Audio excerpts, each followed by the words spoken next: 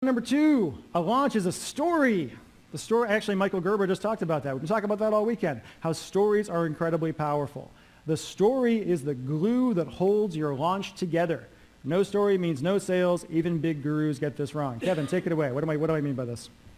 Talking about this different ways to tell the story. One is why get yourself personally involved in why you're creating this product, right? You can have the product as the hero, you as the hero, but the story needs a hero.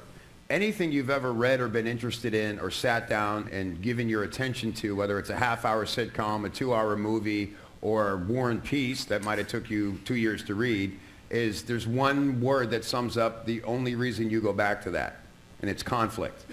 Conflict is at the heart of every great story.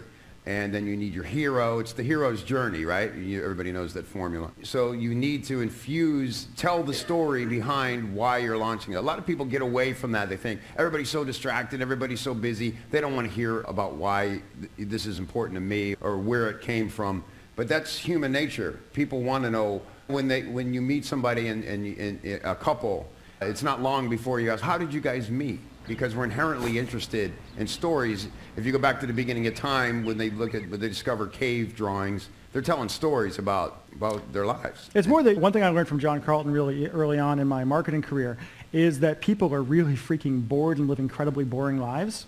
Generally speaking, most people, they wake up in the morning and they put their kids off on the bus and they eat their porridge and they get in their car and they cram into their car and they go to their job and they sit in this desk that's killing their back and they have their asshole boss who they totally hate and they're doing a job they never wanted to do and they keep thinking, didn't I want to be a fireman? Why am I an accountant? What's going on? And they just go really nuts. And people are desperate for excitement and for a story. We as human beings are primally keyed in to respond to stories. Tell any kid, hey, I'm going to tell you a story. What do? They start jumping up and down. They look up and down. They beg their dads for that kind of thing. Also, if you don't have a compelling story, and we're going to talk about, there's two kinds of stories that I'm talking about here, which we'll get to in a second.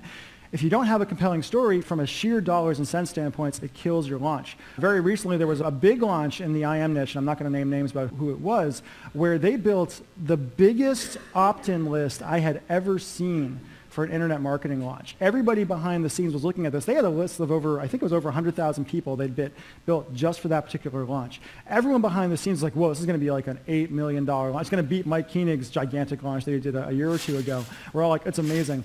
Then the card opens. Not so much, not so many sales. They did okay, they broke 7 figures, but with a list like that, everyone thought it was going to be an 8-figure launch, the biggest one in the world.